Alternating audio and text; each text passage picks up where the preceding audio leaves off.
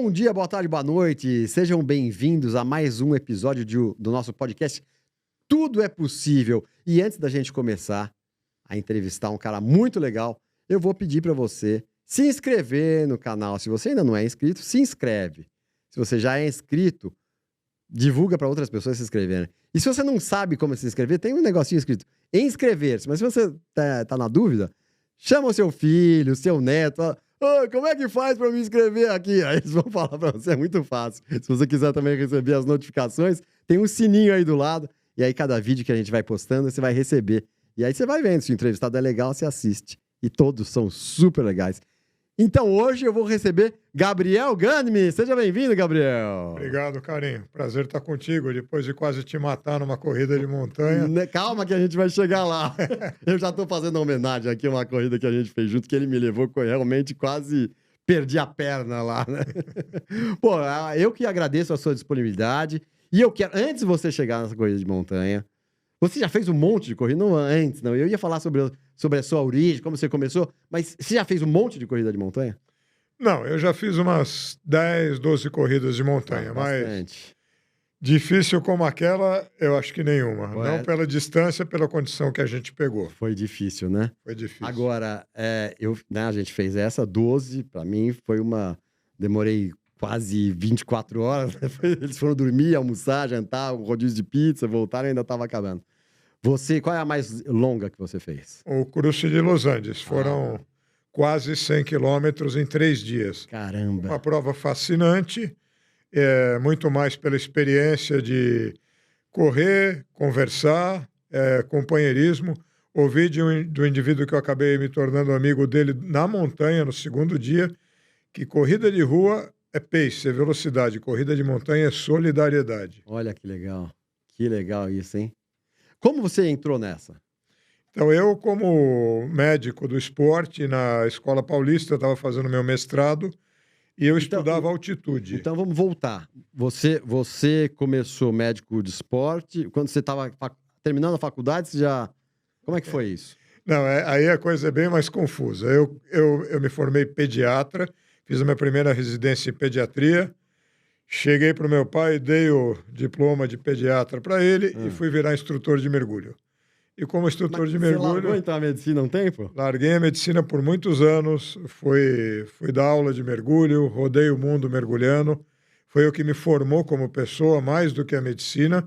E hoje eu penso que eu me tornei um melhor médico por ter me humanizado no mergulho. Olha que louco. Aliás, trouxe para você uma lembrança, né? Dentro do mergulho, a minha especialidade que é mergulhar com tubarões. Tubarões, eu sabia disso. Deixa eu ver o livro aqui. Legal demais. Sobre homens e tubarões, Gabriel Gânime. E já tem dedicatória, hein? Bom, depois você traduz para mim, porque é meio... letra de médico. A letra de médico. É essa coisa. Bom, eu ia perguntar para você. Bom, antes deixa eu fazer um comentário, que você, pediatra, ia ser estilo Dr. House, né? Porque... Não, eu me dava e me dou muito bem com as crianças. O meu problema era com os avós. Porque o avô vinha já com a receita, que eu faço isso, eu faço aquilo. Muitas vezes a sabedoria do avô é perfeita. É verdade. Mas às vezes dá errado. E aí ele precisa escutar o médico. Então. Eu agradeço o presente e já vou falar que esse aqui também é um presente seu, é um baldinho de pipoca, que é aqui na verdade é antigo, aqui no nosso antigo canal, que era o Cine de Cameração. Opa. E também oferecimento da Act Promo, da Elaine, da Act Promo, você vai levar isso. E um botãozinho do Tudo é Possível. Maravilha. Mas me conta, aí você largou a pediatria, ficou quantos anos mergulhando? Eu mergulhei por 40 anos, mas... Não, mas você já mergulhava então. Você já mergulhava, aí você foi ser instrutor. Eu mergulhava e fui ser instrutor. E fui trabalhar com mergulho. Eu tive escola de mergulho, tive agência de turismo ligada ao mergulho e à ecologia.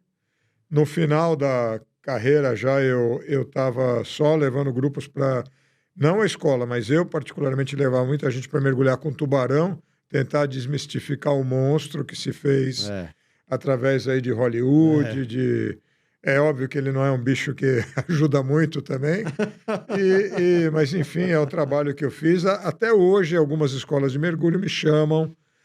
Na pandemia isso parou um pouquinho para acompanhar grupos para desmistificar o bicho. Que legal. Mas um pouco antes da minha filha nascer, eu já dava aula de medicina do mergulho para algumas pós-graduações. E numa dessas, um amigo, um professor da Escola Paulista de Medicina, falou: pô, Gabriel, você sabe dar aula, tal, você já dá aula de medicina do mergulho, você está ligado no esporte a vida inteira, por que você não faz medicina esportiva? E é algo que eu me encantava, mas não existia como especialidade na minha época. Aí eu fui, fiz a pós-graduação. Mas isso quanto tempo? Quanto tempo você ficou só com mergulho sem medicina? 20 e 5 anos? poucos anos. Ah, tanto assim? Tanto assim. Caramba. Faz 40 que eu me formei. Entendi. Aí, então, 20 anos depois, aí alguém falou isso pra você. Eu fui, fiz a pós-graduação, prestei título de especialista, fui dar aula na Escola Paulista de Medicina, aí eles me obrigaram na marra a fazer o mestrado, que foi muito legal porque acabou me jogando na montanha. A gente tinha uma câmara que simulava altitude na Escola Paulista de Medicina e a câmara estava parada lá. E eu gosto, sempre fui para a montanha, para o esqui, para as atividades de altura. Então, acabei fazendo minha tese de mestrado numa corrida de montanha, que era a versão mais luxuosa do cruze. Só que eu corri pouco, corri 12 quilômetros por dia, foram 36 quilômetros em 3 dias. Você foi mais acompanhando ou foi mesmo você? Fiz as duas coisas. Eu fui estudar os voluntários que correram as provas longas e fui correr a prova curtinha, porque eu não tinha a mínima noção de como correr de montanha. Me apaixonei pela atividade e aí foram surgindo as corridas de montanha. Olha que legal. Aí até me arrastou. Quase perdi lá. Perdi tênis, meia. Perdeu, mas adorou. Adorei. É demais, né?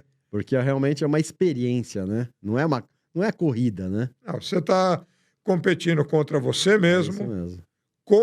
Eu não falo contra a natureza, é com a natureza. Você tem que dançar com a natureza e é aquilo, uma experiência visual maravilhosa. Não tem pressa para chegar, cada um faz o seu ritmo. A solidariedade do corredor de montanha comparado... Nada contra a corrida de rua, já fiz diversas provas, mas não... Corrida de rua, você está lá, siga o traseiro alheio, e é isso. É corrida de montanha, não, olha que coisa linda, fotografa, troca ideia, Verdade. Para pro lanchinho. Verdade. Fiz tudo isso. Agora, deixa eu te perguntar, já que você trouxe o livro e foi a sua especialidade, você ficou 20 anos mergulhando. Qual foi a experiência,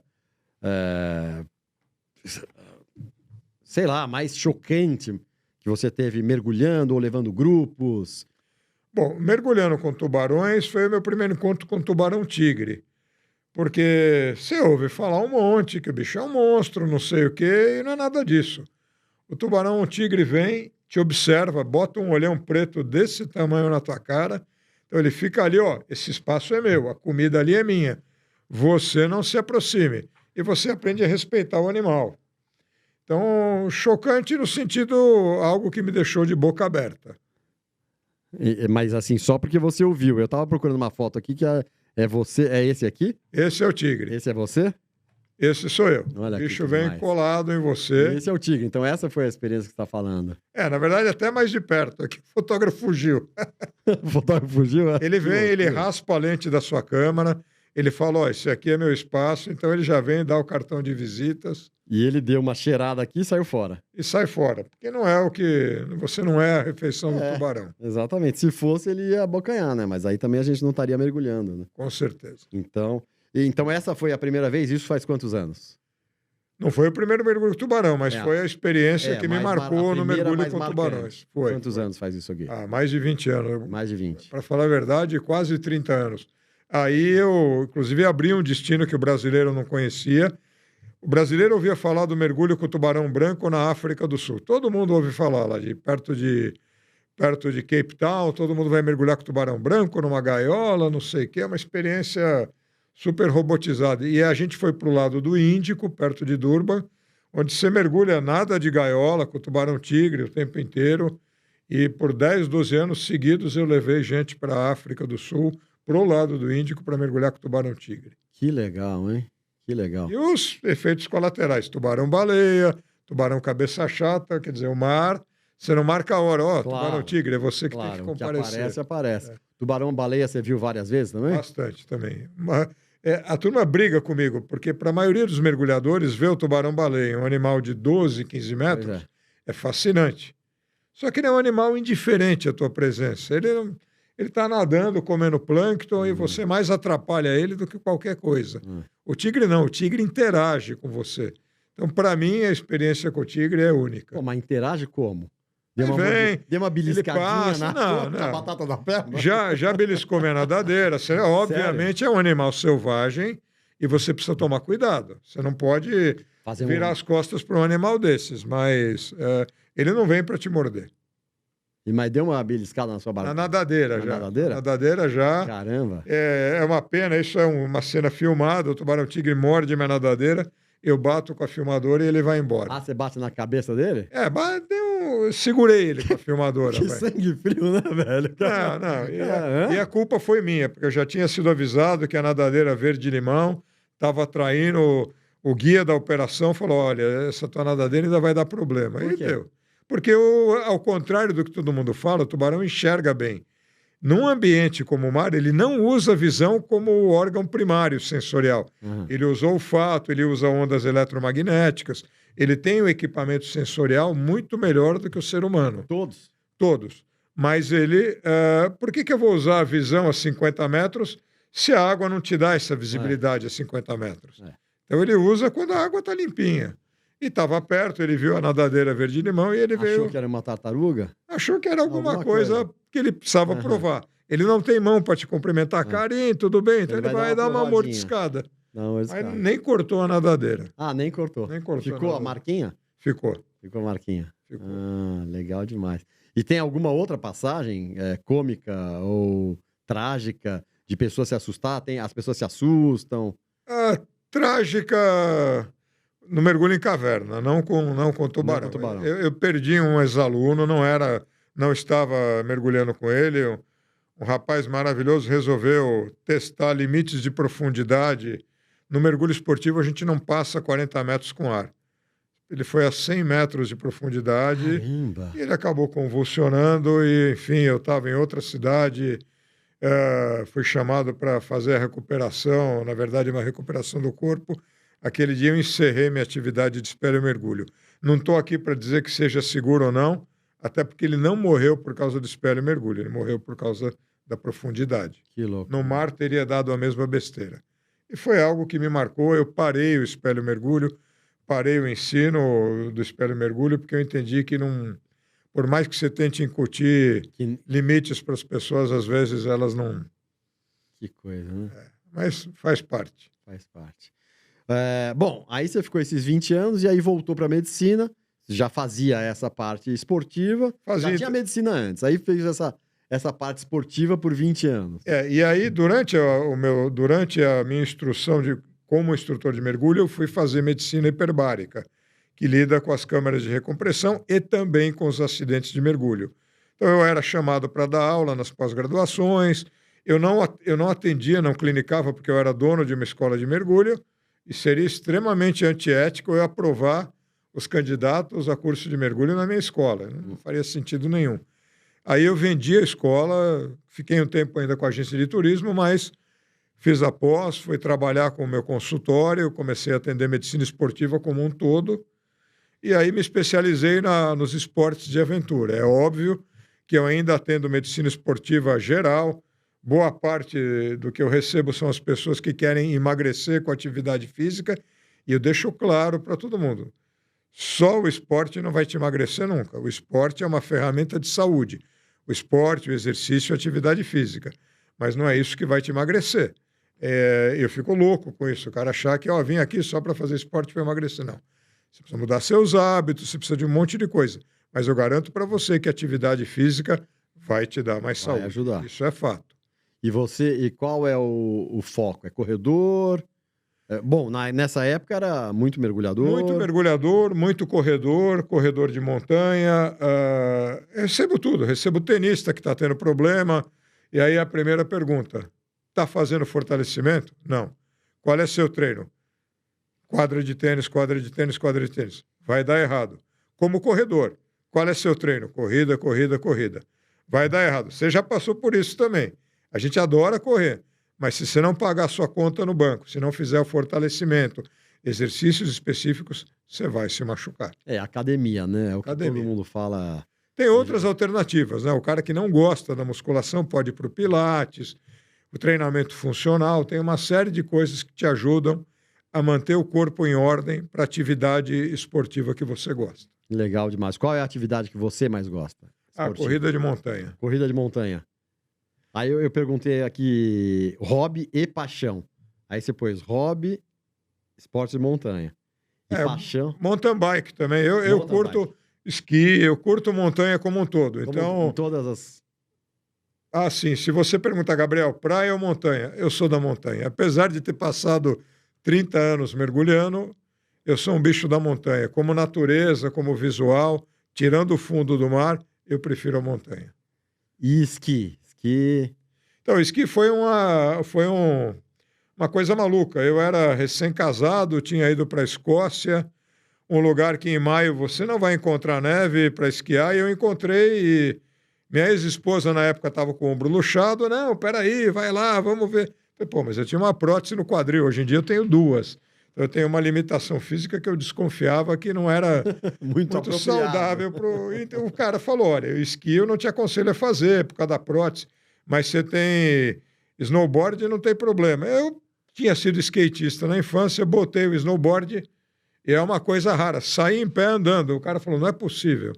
Ninguém anda na primeira hora de snowboard. Todo mundo cai, todo mundo se machuca. E para mim foi muito natural. Me machuquei no dia seguinte, mas foi natural. Por causa do equilíbrio do skate e do surf. Enfim, me apaixonei pela neve. Foi recorrente até a pandemia. Eu fui todos os anos da minha vida nas férias dar uma esquiadinha. Comecei no snowboard e depois da segunda prótese migrei para o esqui também. Faço as duas atividades. Que legal, que legal. E paixão, você lembra que você respondeu aqui? Eu perguntei hobby, você falou isso. E paixão, você deu uma resposta maravilhosa. Você pôs as cores da natureza. Então, a aurora boreal, pôr do sol, são coisas que me fascinam. A aurora boreal foi uma experiência, eu fui correr uma prova na Noruega. Obviamente, a prova era em Tromsø, uma cidade muito iluminada, então você acaba não vendo a aurora boreal, mas escapei para uma ilhota perto e aquilo me encantou de uma maneira que eu voltei e levei minha filha para ver a aurora boreal. Eu perguntei, a pergunta seguinte é, qual é a cena mais marcante da sua vida? Minha filha berrando, chorando de felicidade na aurora boreal. Que legal isso, hein? Aquilo, e ainda quero repetir com ela. Você, qual cidade? A gente estava numa ilha, chama Senja. É uma ilha perto de Tromsø, na Noruega. E é uma ilhota onde tem um microclima especial, sempre grande chance de ver a aurora boreal. Se você tem condição de encarar uma aurora boreal, um friozinho, vá, porque é uma experiência fascinante. Que legal, que legal. Você terminou aqui de uma forma poética, falando que você se sentiu mais próximo de Deus. De Deus. Eu não sou uma pessoa muito religiosa. Eu entendo a religião como uma energia superior, não como um dogma da Igreja Católica ou da religião budista, hinduísta, o que quer que você queira chamar. Não tenho nada contra a religião, mas o que me tornou mais próximo de entender que nós somos muito pequenos próximo da natureza e que a gente tem muito a aprender foi ver a aurora boreal. A energia que aquilo emanou para mim foi algo... Eu poderia ter morrido congelado lá, que estava tudo numa boa. Olhando para aquele fenômeno assim, é impagável. Congelado porque era muito frio? Não, é menos 5, menos 10 graus. É um preconceito que as pessoas têm. Nossa, a Noruega vai ser um gelo muito perto do Círculo Ártico. O clima é mais estável. Então é menos 5, menos 10. Você não pega, pelo menos onde eu fui, você não pega muito menos do que isso.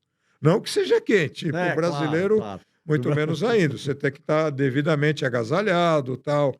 Que é boa parte do que eu faço no consultório também é orientar o paciente. Peraí, você vai para o frio, procura saber se vestir por camadas, roupas mais inteligentes. Não é aquele casacão grosso mais, e sim várias camadas. É? Porque se você passar calor, você pode ir tirando uma, tirando a outra, Entendi. Ou acrescentando. Entendi. Eu perguntei também, qual é a melhor coisa que já aconteceu na sua vida? Minha filha, disparadamente. O nascimento. O nascimento da minha filha foi algo que eu, como médico, eu fui médico socorrista, dou treinamento de primeiros socorros, E eu já vi de tudo na vida, mas eu quase desmaiei lá no parto da minha filha. E não de ver sangue e tal, mas a emoção É impagável, é né? É uma impagável. coisa única, né? É impagável. Mas você tocou num outro assunto que me interessa muito. Você é socorrista, médico socorrista Sim. também, porque, claro, faz parte desse seu atendimento aí de montanha. Sim, de natureza, o socorro à natureza é diferente do socorro na cidade. Aqui você tem o SAMU, tem o bombeiro, você tem que imaginar que o indivíduo vai receber socorro secundário rapidamente. Na natureza isso pode não acontecer. Eu tenho uma teoria que eu acho que em toda escola deviam ensinar primeiros socorros na escola, nos colégios públicos e privados, devia fazer parte da grade, porque é uma coisa que eu sempre quis e é difícil, né? Você fazer um curso. Como é que funciona isso aí? Então, eu vou te contar algo. A gente precisa até dar um passo atrás e contar. É um problema cultural no Brasil. Eu trabalhei numa escola de mergulho e eu tinha dentro de uma escola de natação. A gente convocou as mães, porque afogamento é uma coisa grave. Crianças podem morrer afogadas. Isso, obviamente, não deve acontecer numa escola de natação, mas essas desgraças acontecem em piscinas e assim por diante. E o socorrismo pode acontecer a qualquer momento, um acidente numa cidade como São Paulo. Sabe o que aconteceu? Algumas mães mandaram as cuidadoras e não foram. Para fazer o curso. Culturalmente é muito difícil. Olha que loucura. Outra coisa que aconteceu, você é mais novo do que eu, mas você lembra quando se obrigou os carros a terem kit de primeiros socorros? Sim, lembro. Mas que diferença vai fazer um kit de primeiros socorros se o motorista, que é um eventual causador de um acidente ou presenciador de um acidente, não sabe usar? Então, na minha ótica, qualquer pessoa que vai tirar uma carta de habilitação, cadê o seu curso de primeiros socorros? E é curso prático. Então, enfim, a gente está tentando, mas olha, é uma remada difícil contra uma correnteza forte, convencer a população do Brasil, particularmente, que primeiros socorros é fundamental. Nos Estados Unidos, quase todo lugar tem. Não daria para fazer uma pressão junto ao Congresso, aprovar uma lei tornando obrigatório em escolas, ou é o que você falou, para tirar a CNH? Então, eu começaria pela CNH. Você pegaria um universo grande, muito grande, mas não há interesse. Não há interesse. Quem sou eu para falar aqui? Isso vai dar besteira. Por que teve o kit de primeiros socorros no carro? Porque alguém já tinha feito um monte de kit para enfiar na indústria automotiva e faturou uma fortuna. Infelizmente, o Brasil, às vezes, funciona de uma maneira muito torta. Mas vamos ver se funciona do mesmo jeito, né? De repente, aí, alguma escola aí já se prepara, pessoas já se preparam para dar esses Tomara, eu já tentei, afinal de contas, minha filha estuda, seus filhos estudam, já fiz palestra em escola e você não consegue. E não é vender o peixe, eu quero divulgar o peixe. Exatamente. Eu já dei palestras no clube que a gente frequenta. Igual peixe, você diz, não é o tubarão, né? Não é o tubarão, é outro peixe. Já divulguei, já fiz palestras gratuitas, eu não cobro para isso. Posso ser eu a vítima a ser socorrida, pode ser o meu filho, o seu filho. Pois é. Mas é muito difícil, é um problema cultural complicado. Eu tenho isso desde criança, porque uma vez um tio salvou o irmão dele. Porque ele tinha um básico, assim. Ele tinha um básico. Você quer ver um negócio?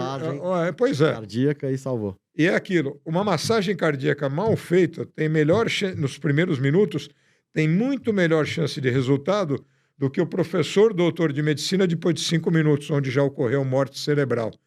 Mas o que eu queria convidar a todos é a não pensarem dessa maneira, porque muito mais do que você vai fazer no socorrismo são procedimentos simples que muitas vezes podem evitar a necessidade de uma massagem cardíaca ou de algo mais grave. Por exemplo, um diabético, que o cara é diabético, ele está suando frio na tua frente, se às vezes der uma bala ou um suco de laranja para o cara, você pode realmente salvar a vida dele.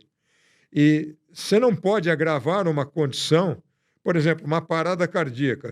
Eu pergunto, carinha, aquela pessoa está em parada cardíaca, por definição, como você diria que ela está? Por definição, quase morto. Ela está morta, clinicamente.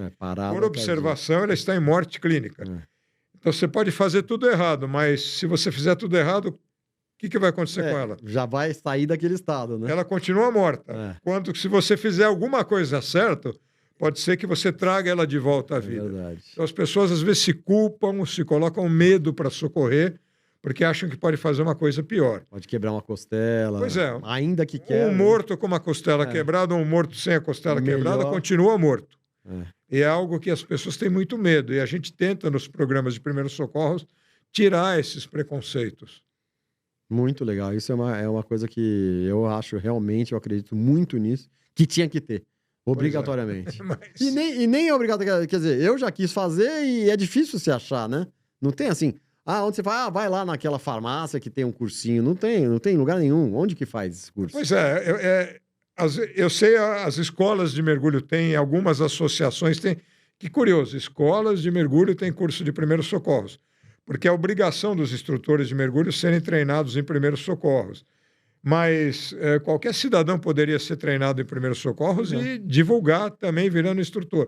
Eu estou tentando, estou brigando lá no... A gente está com uma campanha com o clube. Semana que vem, os funcionários, pela segunda, terceira vez, os colaboradores do clube vão ser treinados em primeiros socorros. E eu estou tentando convencer a diretoria a divulgar esse programa para os associados. Que legal. Bom, o nome do nosso programa é Tudo é Possível. O que você achava impossível e você conseguiu realizar na sua vida? Põe a cola aí. Mas quer dizer, com 2 próteses de quadril, eu corro em montanha. Isso aí. Eu voltei a plena atividade esportiva e é um convite que eu faço às pessoas a pensarem, e convite aos colegas também. E tem excelentes médicos que muitas vezes, no âmago de proteger o procedimento para o paciente, esquece que a saúde também tem que ser aqui. No meu caso, se você me tirasse o esporte, eu preferia que você me matasse. Quer dizer, não me tire o esporte, porque minha vida é pautada pela atividade esportiva. E até que eu encontrei aquele médico que olhou no olho, um deles é um grande amigo, o Guilherme Bucalém, lá do clube, falou, não, você vai voltar para a atividade esportiva com alguns cuidados. É óbvio que eu tomei um pouquinho a menos dos cuidados que o médico propõe para mim, mas eu vejo, quer dizer, o que eu tenho não é mais uma deficiência, mas eu vejo portadores de deficiência física que fazem atividade esportiva adaptada de uma maneira maravilhosa. Eu já vi tetraplégico mergulhando, sendo puxado. Existem adaptações para tudo.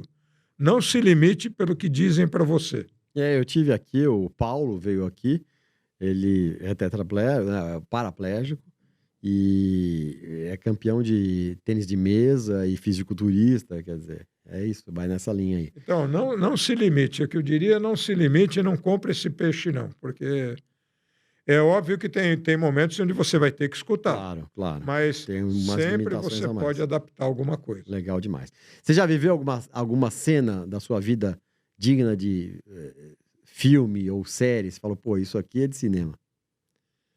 Bom, no mergulho algumas. Tem cola aí? Tem, você pôs aqui. Eu queria saber, no mergulho você lembra de alguma e você pôs aqui a sua chegada na prova do Crust. Como é que foi? Não, foi muito emocionante. Eu perdi meu pai 8 dias antes do Crust de Los Angeles. 8 dias antes. 8 dias. Foram mais 10 dias de UTI. Meu pai era um cara brilhante, um cara com 94 anos, você o conheceu, conversava com a gente, lembrava de mais coisas do que a gente. Verdade. Ainda trabalhava, teve um acidente, enfim... Foi uma fatalidade. Eu cheguei a desistir da prova, eu não estava com cabeça, meus amigos me estimularam. O que você vai ficar fazendo aqui? E a aproximação que eu pude ter com ele e a chegada de uma prova que foi super desafiadora para mim, porque eu me despreparei, foram vários dias de UTI, mas o luto e você está lá pirado.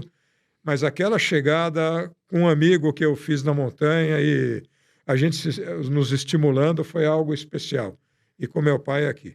Que legal. Aí no coração também, né? No coração. Que legal. Meu pai me estimulou muito para atividade esportiva. Eu era aquele moleque desengolçado, não existia videogame na nossa época, então não era o meu problema. Mas era gibi, não fazia esporte nenhum. Ele começou a me levar no clube. Não, senhor, saí da escola, atividade física. Então foi aquele estímulo e o que pautou minha vida. E aí eu pus ele no coração e terminei. Legal demais. Que conselho você daria para quem ainda tem dúvida sobre as infinitas possibilidades da vida? Olha, se você ficar parado, eu tenho só uma coisa para você: você não vai chegar em lugar nenhum. Enquanto você se movimenta, você procura alternativas, você vai encontrar. Olha a minha vida. Minha vida foi um zigue-zague. Eu, quer dizer, não vou largar a medicina, adoro o que eu faço, mas eu estou sempre aberto a possibilidades.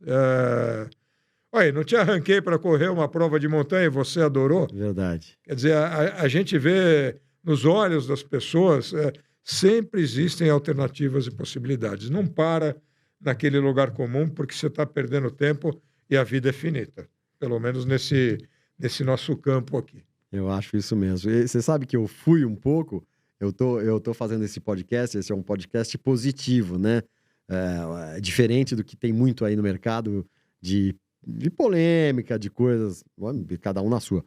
Mas eu acredito muito nessa possibilidade né, que a vida oferece para nós, sem limite, né?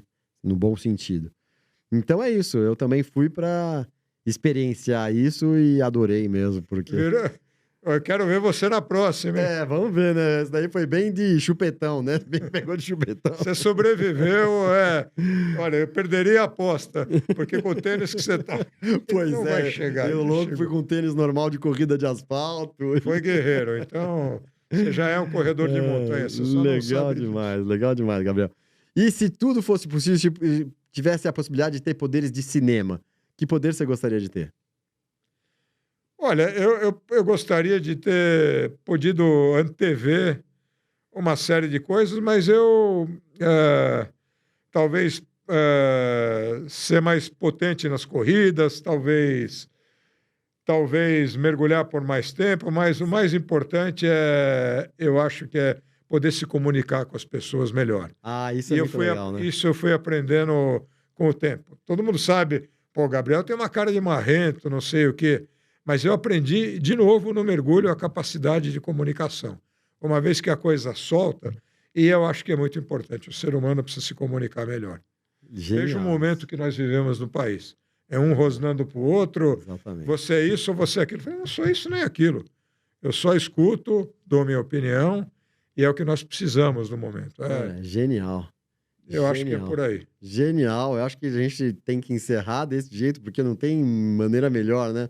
Um superpoder, qual é um superpoder? Voar, ficar invisível, voltar no tempo? Não, se comunicar melhor. Perfeito isso, maravilhoso, né? E tudo é possível, né? Tudo é possível. Até eu tô aprendendo. Pois é, estamos aprendendo aqui continuamente. Gabriel, genial. A gente conversou aqui um pouquinho mais de meia hora. Conversa, um papo. Tem alguma coisa alguma dica que você queira dar aqui para sua câmera, para os inteligentes internautas que nos seguem? Bom, algumas coisas. Primeiro é aquilo que o Karim falou, exemplo de outro colega, um ex-paciente que teve aqui, um cara de mundo corporativo, hoje tem sua academia de artes marciais, o Edson. Edson Acabani. Acabani está super feliz com a academia dele. Genial. Então a gente vê que as oportunidades, a vida te dá uma série de oportunidades, mas vai atrás, não fica esperando. E uma dica, pessoal, sofá mata muito mais que atividade física. Olha aí, quanto o sofá mata. Genial também isso aí. Sofá mata mais do que atividade física. Maravilha. Obrigado, Gabriel. Entrevista maravilhosa. Gabriel Gânime, você tá nas redes sociais, no Instagram? Gabriel Gânime é o meu Instagram, o nome inteiro. É esse mesmo, Gabriel Gânime.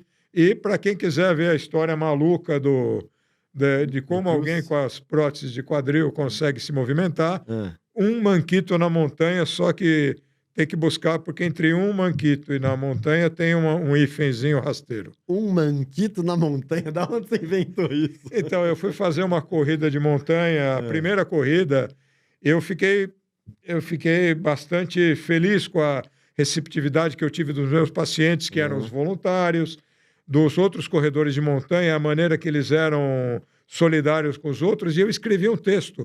Botei no meu Facebook. O rapaz de uma revista Adventure Mag leu, o Vladimir Togumi, leu e falou, posso publicar? Ele publicou um Manquito na Montanha. Ele que te deu esse apelido? É eu que escrevi um Manquito na Montanha, mas aí ele publicou numa revista de aventura, que é Adventure Mag, e em breve vai sair um livro, meu próximo livro vai se chamar Um Manquito na Montanha. Que legal. E lá nesse, você dá dicas de saúde de modo geral, né? Sim, a ideia é justa...